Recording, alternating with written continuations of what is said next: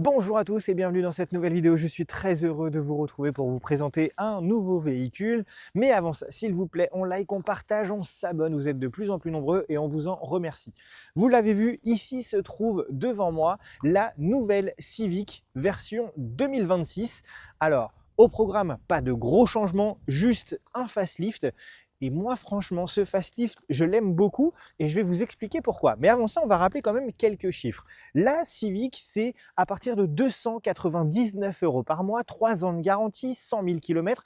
Vous avez même la possibilité d'avoir 10 ans de garantie offerte sur la partie moteur. Ça, c'est quand même assez exceptionnel, hein. Honda est le seul à proposer ce type de garantie. 10 ans, les amis. Et oui, vous ne rêvez pas. En même temps, c'est Honda, c'est japonais, c'est fiable, c'est solide. La réputation de la Civic n'est presque plus à faire. Le coffre, c'est plus de 400 litres de capacité de chargement, 410 litres exactement, jusqu'à 415 litres avec le double petit compartiment que l'on a. On va vous montrer ça en détail. Capacité de remorquage de cette Civic, 750 kg pour une remorque freinée, un peu plus de 60 kg de capacité de chargement sur le toit. Le poids sur la balance, c'est 1 tonne 4, un peu plus d'1 tonne 4 exactement pour le poids de cette nouvelle Civic. On va également vous donner les dimensions de cette nouvelle Civic. 4,56 m de long, 1,80 m de large, un petit peu plus d'1,40 m de hauteur. Voilà, vous l'avez vu, hein, effectivement, elle est assez basse. On a une garde au sol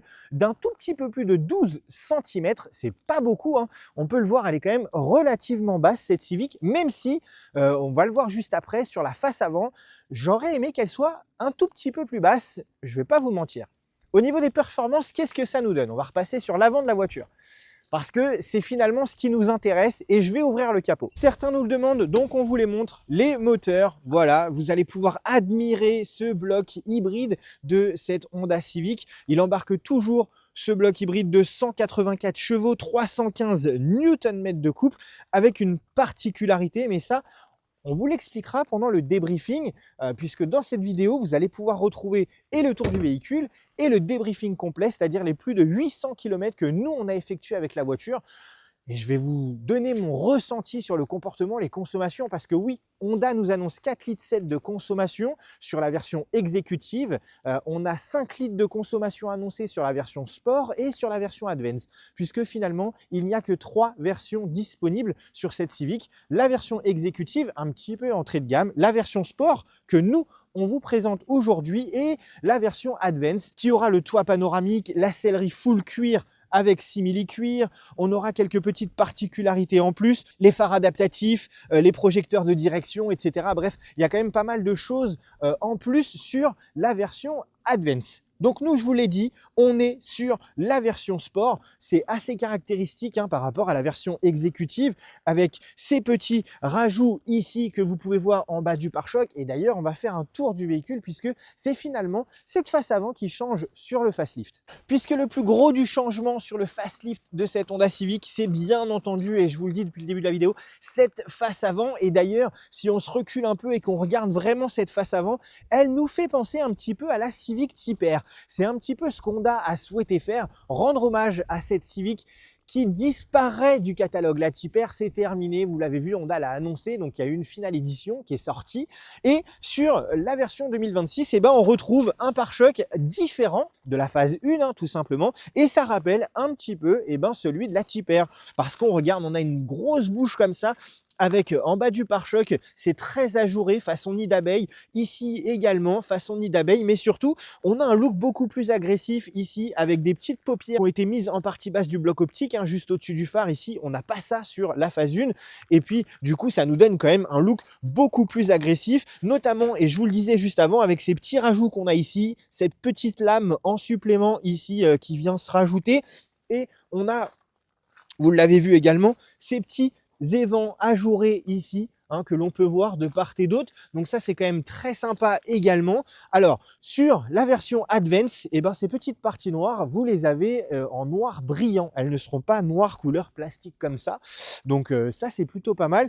Nous, je vous avoue que ça ne nous dérange pas plus que ça, parce que le plastique est quand même assez quali, hein, quand on le regarde, ça fait pas cheap. Donc, qu'il soit brillant ou mat, moi perso ça me dérange pas. Coque de rétro noir brillant, on le voit ici aussi en bas du bas de caisse, ce petit rajout qui a été mis, ce petit profilé que l'on peut voir ici, hein, qui vient finir le bas de caisse. Ça, c'est plutôt sympa, ça donne un petit côté sportif. Mais là où on a la partie un peu plus sportive finalement de cette Civic, c'est sur l'arrière, puisque vous pouvez le voir, et ben, au niveau du bas du pare-choc, on a quand même un effet style diffuseur comme ça. Donc ça, c'est plutôt sympa. Ça rajoute un petit peu, hein, ce côté sportif, d'autant que vous pouvez avoir le pack sport en option et ça va vous rajouter un petit béquet sur le coffre. Donc ça aussi, ça peut être sympa. Bien entendu, c'est un pack en option. Il faudra voir les prix, mais sachez que c'est possible. Sinon, globalement, pas vraiment de changement. On garde la même signature lumineuse aussi bien à l'arrière qu'à l'avant de cette Honda Civic. Pas vraiment de changement non plus sur la partie latérale, hein.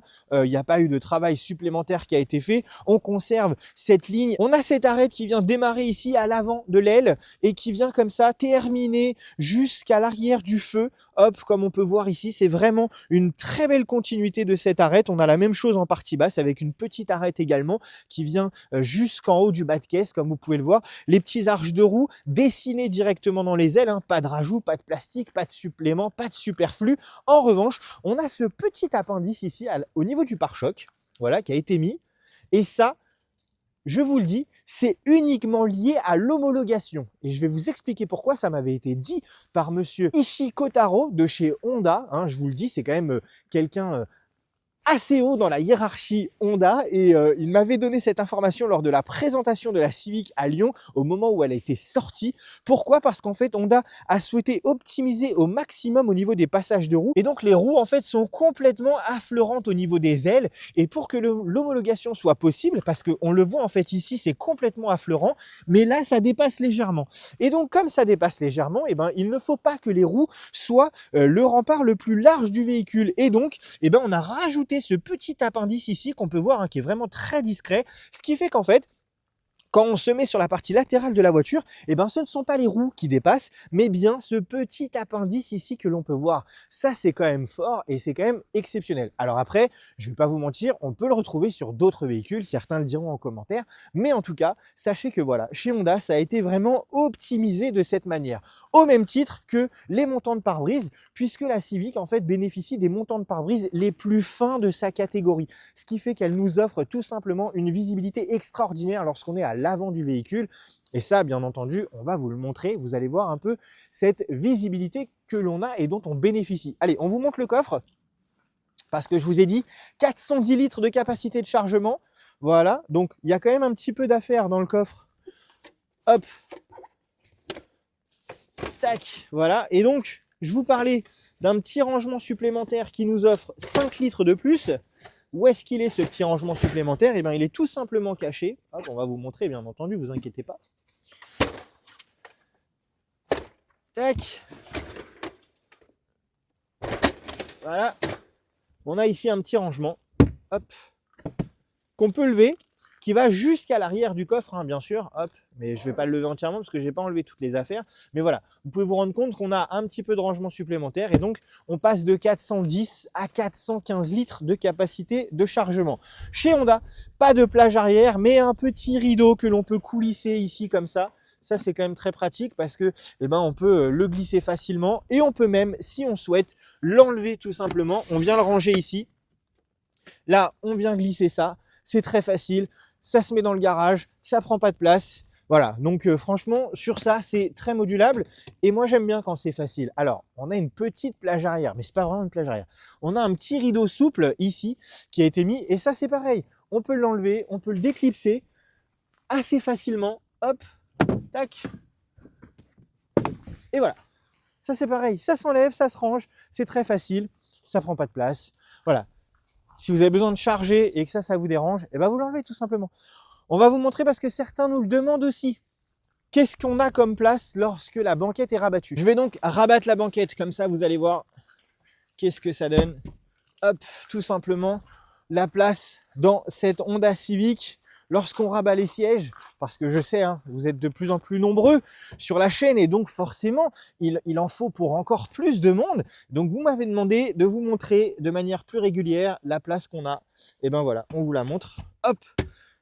À l'intérieur de cette Civic, on va approcher la caméra, regardez. Dites-nous un petit peu ce que vous pensez de cette place. Alors, malheureusement, pas de plancher plat dans cette Civic, mais bon, franchement, alors j'aurais dû peut-être enlever ça de manière à vous montrer, mais voilà, globalement, ça vous permet quand même de vous rendre compte qu'on a suffisamment de place. Hein, si on a besoin de charger des choses un peu encombrantes, on a surtout on a surtout un chargement assez large dans cette Civic et ça, c'est quand même assez intéressant. Voilà, on va pouvoir remettre les dossiers de siège, fermer la portière. On va vous montrer bien entendu l'intérieur juste après. Je vais aller m'installer comme d'habitude de manière à ce que vous puissiez voir le confort de cette Civic en version sport parce que l'intérieur du coup de cette version sport, c'est tissu simili-cuir. Voilà. Alors, pas de haillons électriques sur la version sport. J'ouvre la portière pour vous montrer un petit peu, panneau de porte. Globalement, sur le panneau de porte, bon, on a du simili-cuir qui a été mis ici, un petit peu de tissu là, mais sinon le reste du panneau de porte, on est sur quelque chose de totalement simple, basique, hein, puisque c'est un panneau de porte en plastique tout simplement. Alors sur l'avant du véhicule, on aura ces petits inserts ici qui seront noirs laqués, ce n'est pas le cas à l'arrière, et moi je vais pas vous mentir, ça ne me dérange pas. Pourquoi ça me dérange pas? Parce que les enfants, le noir laqué, ça joue avec, ça raye, etc. Donc là au moins, il n'y a pas de risque de l'abîmer. Maintenant, j'aurais quand même aimé que ici, ça soit un petit peu plus texturé, un peu plus moussé, qu'on ait quelque chose d'un petit peu plus qualitatif. Mais bon, ça, comme d'habitude, ça reste que mon avis perso. Peut-être même le vôtre. Allez, je m'installe à côté. Hop, on vous montre.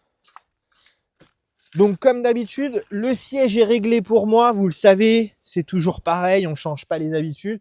Donc, on est très bien installé hein, à l'arrière de la Civic. On a beaucoup de place. Même si on a un véhicule qui est assez bas, hein, je vous l'ai dit, à peu près 1m40 de hauteur, et ben regardez, je n'ai quand même pas la tête dans le montant, je suis bien installé, c'est confortable. Sellerie tissu simili-cuir, de la connectivité USB-C en partie centrale, donc ça c'est plutôt intéressant. Petite poche aumônière sur le dossier passager. On a une poche aumônière disponible sur le dossier conducteur, mais uniquement en finition Advance.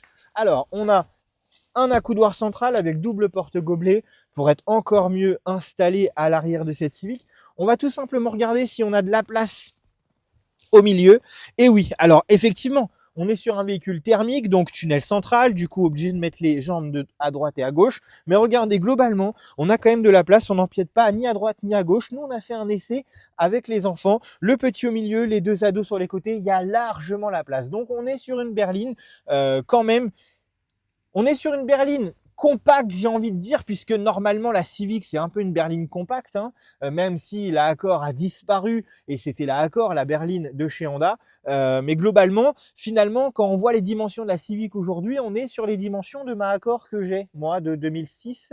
Donc, on peut dire que c'est une berline, cette Civic, et on est sur une berline 5 places, on peut se le dire également. Allez, sans plus attendre, je vous propose que l'on passe à l'avant de cette Honda Civic. Petite différence sur les panneaux de porte avant, vous allez le voir tout de suite. Alors, je vous l'ai dit, on a le tissu, pareil qu'à l'arrière, le simili-cuir, pareil qu'à l'arrière, la partie basse en plastique, pareil qu'à l'arrière, mais ici, on a un insert noir laqué, comme on peut voir, et la partie haute, eh ben, on est sur une partie qui est moussée, qui est un peu plus texturée.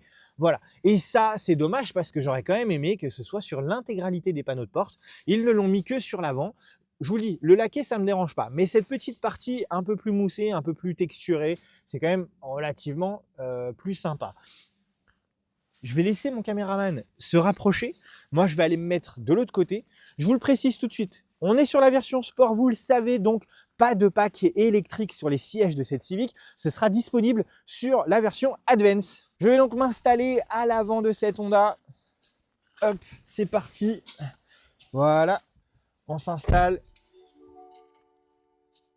On a le petit menu d'accueil avec le H qui s'affiche comme ça sur le combiné d'instruments, le petit IHEV hein, pour nous montrer qu'on est bien dans une hybride. Alors globalement, pas de changement non plus de l'habitacle de cette Civic. On garde le même tableau de bord. Donc ici, c'est moussé, texturé, c'est très sympa. La partie centrale avec les baguettes noires laquées ici, hein, ce petit insert qui fait tout le tour de la grille centrale façon nid d'abeille qui abrite les aérateurs de cette Civic. Hein, voilà, qu'on peut voir ici à droite et en partie centrale. Alors, la partie centrale, moi, ce qui me pose problème sur les aérateurs, c'est qu'on n'a pas pas de possibilité de les fermer.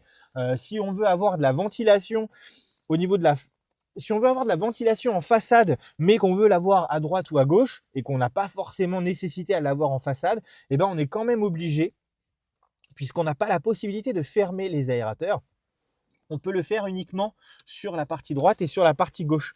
Donc ça, je trouve ça un petit peu dommage. J'aurais aimé qu'on ait des petites molettes pour les fermer partout, hein, pour gérer vraiment le flux d'air comme on le souhaite. Mais bon, ce n'est pas le cas. On conserve la climatisation bizone. Même sur cette version sport, on bénéficie quand même des sièges chauffants. On bénéficie du volant chauffant également. Un très beau volant en cuir qui n'a pas changé. On conserve la partie de la gestion des aides à la conduite à droite, la partie des médias à gauche. C'est facile, fonctionnel.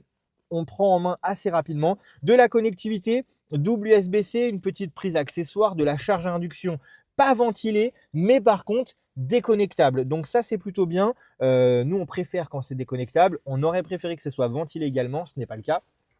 On a une boîte à gants, voilà, hein, qui est pas très grande, avec la partie basse qui est en plastique dur. Donc voilà, mais moi je vous l'ai dit, sur la partie basse, ça ne me dérange pas. Cette sellerie est quand même très sympa aussi, hein, avec le petit simili-cuir ici au niveau de la bordure. On a un bon maintien au niveau de l'assise, bon maintien au niveau du dossier également. Accoudoir central avec du rangement. Et la petite particularité, eh ben, c'est ça. Je vais vous le montrer parce qu'en fait, sur ce petit rangement assez anecdotique, eh ben, se cache hop, une petite richesse puisqu'en fait, vous avez un éclaté tout simplement d'une Civic SB1 qui est notée ici en fait sous ce petit rangement. Donc ça, c'est plutôt cool de la part de Honda hein, d'avoir mis ça. Moi, je trouve ça très sympa. Certains diront que ça ne sert à rien, mais en tout cas, moi, j'aime bien. Donc on peut le mettre ici, on peut le mettre là en fonction de ce que vous avez besoin de ranger dans cet accoudoir central. Alors j'aime bien ce petit insert ici qui abrite les deux porte-gobelets et les commandes de sélection de boîte avec le drive neutre, la marche arrière, le parking. Donc ça on le retrouve hein, sur d'autres véhicules de chez Honda. Voilà, hein, c'est assez commun hein, cette petite platine. La sélection du driving mode qui est ici avec, et on va vous montrer sur l'écran central de plus de 10 pouces, hein, puisqu'on a tout simplement un mode économique, on a un mode normal, on a un mode sport hein, où on va avoir beaucoup plus de réactivité et on a un mode individuel que l'on peut personnaliser, donc soit en appuyant sur ce petit bouton de l'écran, soit finalement on reste appuyé sur le driving mode vers le haut, voilà. Et là on va pouvoir gérer le groupe motopropulseur, la direction, le bruit du moteur et la jauge au niveau de l'écran, puisque je vais vous montrer au niveau du combiné d'instruments, ça va passer en rouge ou ça va rester éclairé en blanc tout simplement. Voilà, donc si vous aimez avoir une direction un peu sportive, le petit bruit du moteur sympa et la jauge rouge, mais que vous ne souhaitez pas forcément surconsommer pour rien, vous pouvez laisser en mode économique. Voilà, tout est réglable puisque c'est bien entendu un mode individuel. Globalement, pas d'évolution non plus majeure sur cet écran central qu'on peut voir. On conserve des choses assez basiques hein, puisque voilà, Apple CarPlay, Android Auto sans fil, la navigation que moi je n'aime pas trop. La navigation d'origine Honda, je suis pas forcément très fan. Ça fait un petit peu vieillissant, en tout cas je trouve à l'image. Et ça me pose quelques petits problèmes. Mais bon, ça, ce n'est que moi qui ça regarde. Les petits paramètres qu'on peut régler, voilà. Mais globalement, chez Honda, c'est assez facile, hein, assez rapide à prendre en main. Nous, on avait fait plusieurs vidéos de véhicules Honda et l'interface est le même. Cette interface qui a été introduite depuis 2020, depuis 2021 sur la Jazz. Hein, ça a été la première voiture de chez Honda à finalement avoir ce nouvel interface. Et donc, depuis, ça a été généralisé à l'ensemble de la gamme et on conserve donc cette interface qui, du coup, a maintenant 4-5 ans. Voilà, donc si vous voulez voir un petit peu ce qui se passe à l'intérieur, je vous invite à aller regarder les autres vidéos qui sont très complètes également et vous pourrez voir tout ce qu'on peut régler. Mais vous allez voir que c'est assez facile à prendre en main avec toutes les assistances à la conduite qu'on peut régler, les paramètres du véhicule en individuel aussi qu'on peut régler là, les infos de maintenance. On a même un petit rappel du contrôle de niveau d'huile à faire, hein, voilà, on peut le notifier. Le réglage de la climatisation que l'on peut faire ici. Bref, voilà. Tout est paramétrable, tout est possible. Donc, je vous invite à aller regarder les autres vidéos que l'on a pu faire. On a même ici, ça je vous l'avais montré, finalement le fonctionnement du système hybride avec la conso, avec l'autonomie. Et puis là, du coup, on a la petite schématisation du système hybride en fonctionnement. Moi, je vais très rapidement vous montrer le combiné d'instruments juste pour que vous puissiez voir en fait les différences de couleurs. Hop, je récupère la caméra, voilà. Donc sur le combiné d'instruments, on a finalement un affichage assez simple hein, que vous pouvez voir ici. Comme vous pouvez le voir, moi c'est programmé individuel avec les compteurs rouges, mais vous pouvez finalement le mettre en mode normal. Hop, juste pour vous montrer un petit peu ce que ça donne. On passera finalement sur un éclairage qui sera tout simplement un peu blanc comme ça, voilà. Donc globalement, le mode éco, c'est pareil, pas de changement. Ensuite, en fait, dans les ronds, on peut choisir ce qu'on veut comme application, comme affichage. On a même la personnalisation d'affichage, ce qu'on veut cacher, afficher, etc., etc. Donc voilà. Vous avez la jauge de la batterie qui est ici, hein, avec le niveau de batterie. À droite, c'est le carburant. Voilà. C'est assez simple, basique. Chez Honda, il n'y a pas de fioriture, hein, tout est fonctionnel. Donc on n'est pas là pour mettre des choses qui ne nous serviront pas. L'assistance à la sécurité, c'est pareil. On peut régler, désactiver ce qu'on n'a pas besoin ici ou ce qu'on ne souhaite pas. Les différents contenus, hop, tac, personnalisation d'affichage, ce qu'on veut cacher, afficher. Voilà, le débit de puissance, la vitesse, l'autonomie, etc., etc., etc., etc., etc. Hop, et je vais me reculer un petit peu juste pour vous montrer la visibilité que l'on a. Si j'enlève ça, regardez, au niveau du montant, le montant est quand même extrêmement fin et donc ça nous laisse vraiment une très belle visibilité vers l'avant et donc on n'a quasiment pas d'angle mort ici avec tout simplement ce montant de pare-brise. Donc voilà, on a une belle vue bien dégagée et ça c'est quand même très pratique pour la sécurité. Maintenant qu'on vous a présenté cette Civic, je vous propose tout simplement qu'on aille faire un tour avec. Donc le temps pour moi d'installer la caméra et puis on va prendre le volant. Je vais vous donner mon ressenti sur la totalité de la semaine d'utilisation de cette nouvelle Civic. Je vous le dis tout de suite, il n'y a pas eu de changement, pas d'amélioration non plus sur la partie du moteur, pas d'amélioration de cartographie, pas d'amélioration de comportement, pas d'amélioration châssis. On est vraiment sur un facelift uniquement. Néanmoins, j'ai quand même envie de vous donner mon retour parce que moi, j'aime beaucoup cette voiture. J'ai apprécié la conduire et franchement, quand la phase 1 est sortie, j'ai des amis qui étaient en quête de remplacement de leur voiture. Je leur ai présenté cette Civic. Ils ont été l'essayer. Ils ont été convaincus, ils l'ont acheté et d'ailleurs, vous avez pu voir sur ma story de cette semaine, puisqu'elle était chez moi pour mon anniversaire et elle était en bleu, mais c'était une phase 1. Voilà, donc c'est pour vous dire, en général, quand vous allez essayer une Civic, vous êtes assez facilement convaincu. Donc, allez, on prend le volant, on installe la caméra, c'est parti. Avant de faire le débriefing sur la semaine d'utilisation de cette Civic hybride, j'ai quand même quelque chose à vous dire parce que ça m'a valu énormément de commentaires et énormément de problèmes lorsque j'avais mis en ligne la phase 1. Et cette fois-ci, j'ai de quoi vous répondre. J'ai de quoi vous répondre. Pourquoi? Tout simplement parce que j'ai un petit livret de chez Honda sur lequel est notifié le fonctionnement du système hybride. Donc, tous ceux qui m'ont dit à aucun moment le moteur thermique est relié aux roues, à aucun moment le moteur thermique entraîne les roues, le moteur thermique sert uniquement de générateur et blablabla et blablabla et blablabla. C'est faux. C'est faux. Tout simplement. Voilà. Alors maintenant, sinon vous allez dire à Honda que leur truc, il est faux dans ce cas-là. En mode électrique, le démarrage est 100% électrique. Le moteur thermique est éteint. Le mode 100% électrique est également possible dans d'autres situations de conduite si la sollicitation sur l'accélérateur est modérée. Voilà, est modérée. En mode hybride, lorsque la sollicitation sur l'accélérateur devient trop importante ou que la batterie est vide, le moteur thermique démarre et entraîne le générateur. L'entraînement des roues reste 100% électrique, le moteur thermique n'entraîne pas les roues. Là, effectivement, il sert de générateur de groupe électrogène. Voilà, là, on est d'accord. En mode électrique, on est en électrique, et en mode hybride, on est en mode électrique également. Là-dessus, pas de problème. Maintenant, en mode thermique, parce que c'est écrit, mode thermique, à des vitesses plus élevées et stabilisées sur autoroute par exemple ou route nationale par exemple, le moteur thermique est directement relié aux roues via un système d'embrayage. Et donc, c'est marqué sur le schéma qui est ici, c'est bien le moteur thermique qui entraîne les roues lorsqu'on est sur autoroute, lorsqu'on est sur route nationale, lorsqu'on sollicite trop la pédale d'accélérateur et que la batterie est complètement vide. Là, on est en mode thermique.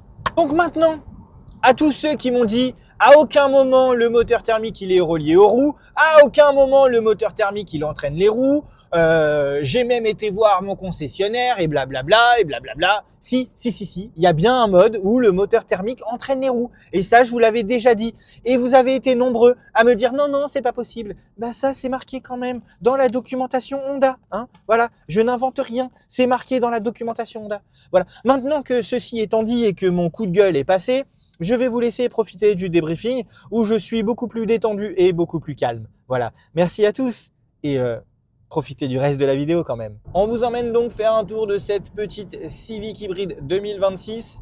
Alors, on va très brièvement parler du comportement routier de la voiture, des consommations, des performances, etc. Globalement, moi, j'ai toujours été convaincu par cette voiture depuis la première fois que je l'ai essayée, même encore maintenant. On a parcouru un petit peu moins de 800 km avec et franchement, c'est toujours autant de plaisir derrière son volant. Le châssis est quand même assez exceptionnel. On a une voiture qui est rivée au sol et ça, c'est vraiment très agréable sans pour autant négliger sur tout simplement le confort hein, parce que souvent quand on a une voiture un peu rigide, assez bien ancrée au sol, on perd en confort. Là, ce n'est pas le cas sur cette Civic. On a une voiture qui reste assez confortable. Il y a un beau mélange qui a été trouvé entre le comportement du châssis et les suspensions. Et pour le coup, ça c'est plutôt pas mal. Même en conduite dynamique, la voiture ne prend pas de roulis. On peut vraiment se faire plaisir et s'amuser au volant de cette Civic, même si à première vue, ce n'est pas finalement ce à quoi elle est destinée, hein, puisqu'on a un bloc hybride, on a voilà un véhicule qui est assez efficient, économe.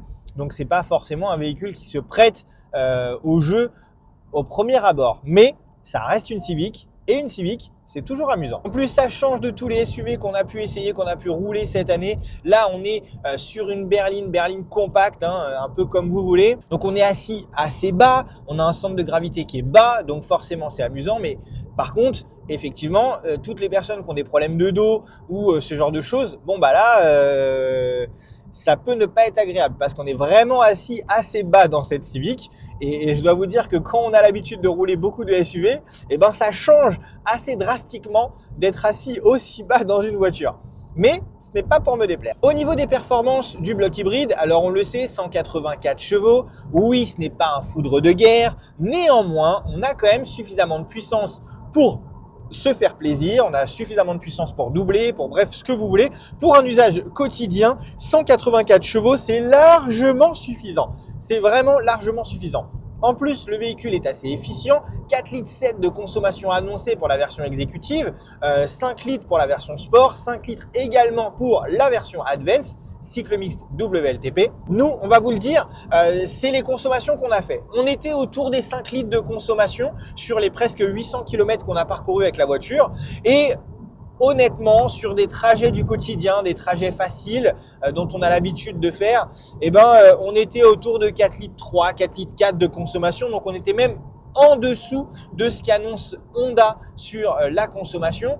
Donc ça, pour le coup, c'est toujours agréable. De toute façon, dans la conduite de tous les jours, vous allez le voir, c'est assez facile d'être en dessous. La voiture s'y prête bien. On a les palettes pour le freinage régénératif. C'est facile à utiliser, facile à prendre en main. On a les différents modes de conduite, hein, le mode éco, mode normal, le mode sport, le mode individuel, où vous pouvez avoir la direction qui va se rigidifier. Vous allez avoir un petit bruit moteur qui est un peu plus sympa. Mais néanmoins, vous pouvez avoir le comportement du moteur en économique. Et qu'est-ce que ça va changer entre le mode éco, par exemple, et le mode sport? C'est tout simplement la réactivité sur la pédale d'accélérateur. Lorsque vous êtes en mode éco, vous allez accélérer.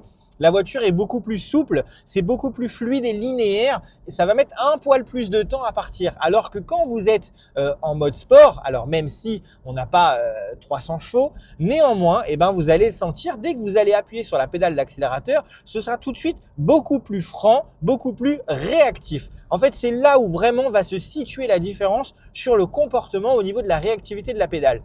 Pareil, lorsque vous allez relâcher la pédale, en mode éco ou en mode normal, même je dirais plus en mode éco, vous allez avoir tendance à être un tout petit peu plus en mode roue libre entre guillemets avant d'avoir d'avoir à utiliser le freinage régénératif ou alors d'avoir à effleurer la pédale pour tout simplement commencer à bénéficier d'un frein régénératif. Or en mode sport, eh ben, quand vous relâchez, vous allez avoir le véhicule qui va freiner un peu plus. On est vraiment sur un comportement on-off, plus dans ce sens-là en fait. L'environnement de la Civic est aussi très agréable, hein, c'est assez cosy, assez sympa. Voilà, moi j'aime bien, c'est simple, épuré. On a ce dont on a besoin, on n'en a pas trop. On a des petits boutons, mais les boutons sont assez simples, fonctionnels, et puis surtout on n'en a pas 50 000. Voilà, on a vraiment que l'essentiel, le minimum strict obligatoire. Ça c'est pas mal. Le combiné d'instruments très lisible.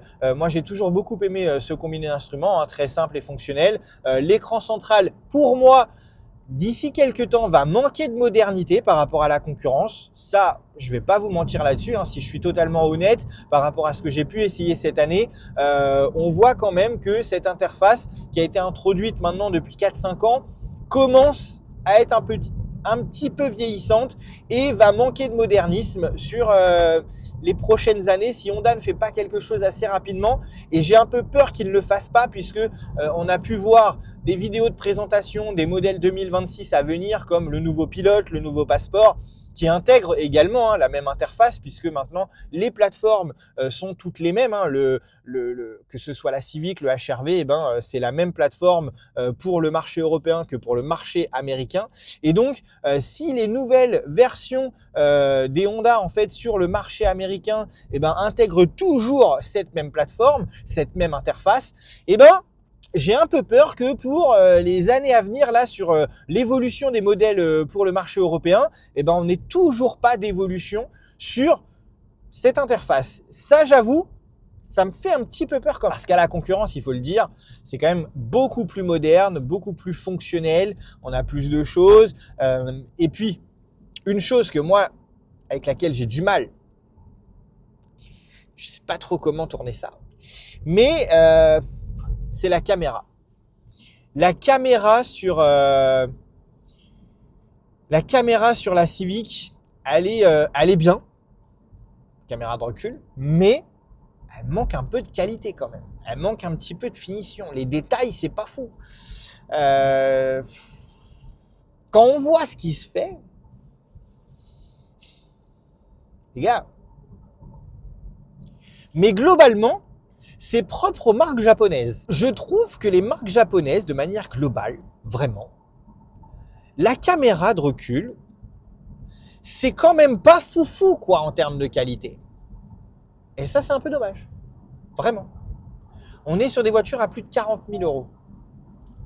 À mon sens, on se doit d'avoir une caméra qualitative quand même, s'il vous plaît. Travaillez là-dessus les gars. Au niveau des bruits de roulement, pas de bruit de roulement particulier constaté malgré le fait qu'on ait des Michelin Pilot Sport qui, je le sais, sont un petit peu bruyants dans certaines circonstances. Là, honnêtement, ça va. Au niveau des bruits d'air, c'est pareil, ça reste très modéré. On n'a pas grand-chose à dire, on va pas se plaindre là-dessus, à part quand il y a un petit peu de vent. Mais bon, ça, de manière globale, c'est un peu propre à tous les véhicules. Hein, quand on est un peu ballotté, forcément, au niveau des joints, etc. Bon bah, ça peut être un peu bruyant. Là, pour le coup, sur la Civic, on est vraiment dans un environnement qui est quand même très agréable, assez silencieux et pour le coup ça c'est top. Je reviens sur l'habitabilité parce que on vous l'a dit pendant la présentation, mais c'est vrai que les places à l'arrière sont quand même assez confortables. Même quand on fait de la route, on n'a pas de soucis particuliers. On peut assez facilement enchaîner les kilomètres sans trop de problèmes. Voilà, on a les 3 vraies places quand même derrière. Alors effectivement, selon les gabarits, ce sera plus 2 places et demie que 3 places. Oui, on va pas voilà. Mais dans la majorité des cas, j'ai envie de vous dire que on a quand même 3 places à l'arrière de cette Civic. Le maintien est plutôt bon dans les sièges, hein, au niveau des dossiers, au niveau de l'assise, pas trop de problèmes à signaler de ce côté-là. C'est quand même assez agréable. Donc pour le coup, moi j'aime bien. Les aides à la conduite. Alors, il y a eu des mises à jour chez Honda parce que moi je me suis plaint sur des essais qu'on a pu faire sur d'autres véhicules de chez Honda, où on avait des petits soucis de lecture de panneaux, où on avait tendance à lire les panneaux des voies de décélération et ça pouvait poser problème lorsqu'on utilise le régulateur adaptatif, puisqu'on a le véhicule qui va avoir tendance à freiner avant nous. J'ai quand même l'impression que chez Honda, ça a été corrigé ça, parce que j'ai pas rencontré de soucis particuliers avec la Civic. On a une bonne lecture des panneaux. On a maintenant un double affichage qui se fait, c'est-à-dire l'affichage de la voie sur laquelle vous circulez et si jamais elle détecte une voie de décélération ou quoi que ce soit, vous allez avoir un double affichage qui va se mettre pour vous dire que si vous restez là, c'est telle limitation de vitesse, mais si jamais vous sortez, c'est une autre limitation de vitesse. Donc ça, pour le coup, je trouve que c'est un bon point quand même. C'est une vraie amélioration parce que c'était pas forcément le cas. Et ça, moi, je l'avais souligné. L'alerte de franchissement de ligne, l'aide au maintien dans la voie fonctionne très bien. Voilà, on nous corrige, on nous signale dès qu'on mange un petit peu la signalisation, les lignes latérales. Voilà, ça nous corrige sans nous mettre des gros coups de volant. C'est pas désagréable, c'est intrusif, mais pas trop. Donc pour le coup, on est plutôt bien de ce côté-là. Une chose extrêmement efficace chez Honda, c'est le chauffage. Là, on a eu de la neige, on a eu des température extrêmement froide et je peux vous dire que chez Honda, quand vous démarrez la voiture, vous avez assez rapidement du chauffage dans l'habitacle. Les sièges chauffants, c'est pareil, ça chauffe très très bien. Donc ça, pour le coup, c'est quand même assez fonctionnel et on aime bien. En revanche, autre chose qui chauffe, c'est le téléphone sur la charge à induction. Je regrette vraiment que la charge à induction ne soit pas ventilée. Je l'avais déjà signalé et je trouve malheureusement que les téléphones ont tendance à chauffer assez rapidement sur la charge à induction. Et ça, c'est un petit peu dommage. Pas d'affichage tête haute, ça ne me manque pas, très honnêtement. Sur certains véhicules, on l'a, c'est agréable et appréciable. Maintenant, pour moi, c'est pas forcément quelque chose qui est totalement rédhibitoire, donc bon, pas très grave. En revanche, pas de pack son premium sur la version sport. Le pack son Bose n'est disponible que sur la version Advance. Je n'ai même pas regardé s'il était disponible en option sur la version sport ou la version exécutive, mais je ne crois pas. Il me semble que dans le catalogue avec les listes options, il est disponible uniquement sur la version Advance. C'est dommage parce que beaucoup de personnes en fait vont aimer cette finition sport, mais auraient aimé avoir tout simplement un pack son un peu plus quali que celui d'origine, même si celui d'origine, le classique Honda, fonctionne relativement bien. Mais c'est vrai que quand on aime écouter la musique, forcément, on aime bien avoir un son de bonne qualité et le pack Bose fait partie pour moi des sons premium dans les voitures. Donc pour le coup, ça, c'est dommage quand même. Vous l'aurez compris, je ne suis probablement pas la personne la plus objective à l'essai et à la présentation de cette Civic. Ceux qui me connaissent le savent, Honda reste et restera, je pense, ma marque de cœur. Donc, j'ai toujours apprécié cette marque. J'ai toujours beaucoup aimé ces voitures, certaines plus que d'autres. Et là, la Civic ne déroge pas à la règle. J'avais eu la chance et l'occasion de la présenter en avant-première au salon de Lyon quand elle est sortie, cette nouvelle génération. Et voilà, le fait d'essayer la version sport, j'aime beaucoup. J'aime ce nouvel esthétique, cette nouvelle face avant. Et à l'intérieur, je suis toujours aussi convaincu, je suis toujours aussi conquis. Je trouve que c'est une excellente voiture. Et sans vous mentir, si vraiment j'avais le budget et j'avais les sous, j'aurais assez facilement remplacer, non, peut-être pas, mais pris cette Civic en plus de la Accord. Voilà, parce que la Accord, j'aime vraiment mon Accord, donc j'ai pas envie de la changer. Mais pour mes trajets du quotidien, etc., j'aurais acheté cette Civic sans aucun problème. Mais vraiment, pour le coup, voilà, c'est carrément top. Nous, on vous laisse. À très bientôt pour une prochaine vidéo. On n'oublie pas, on s'abonne, on like, on partage. On va aller rendre cette Civic, voir le planning pour les prochains essais avec Honda, puisque j'aimerais bien essayer un jour, à terme, finalement, peut-être, la Type R. Ça fait 100 ans que j'aimerais bien l'essayer, mais bon, c'est pas grave. Mais on a le nouveau Honda Prélude qui est sorti, qui a été présenté. Donc, potentiellement, on va probablement négocier un essai rapidement du nouveau Honda Prélude. On vous tiendra au courant, bien entendu. En attendant, restez connectés.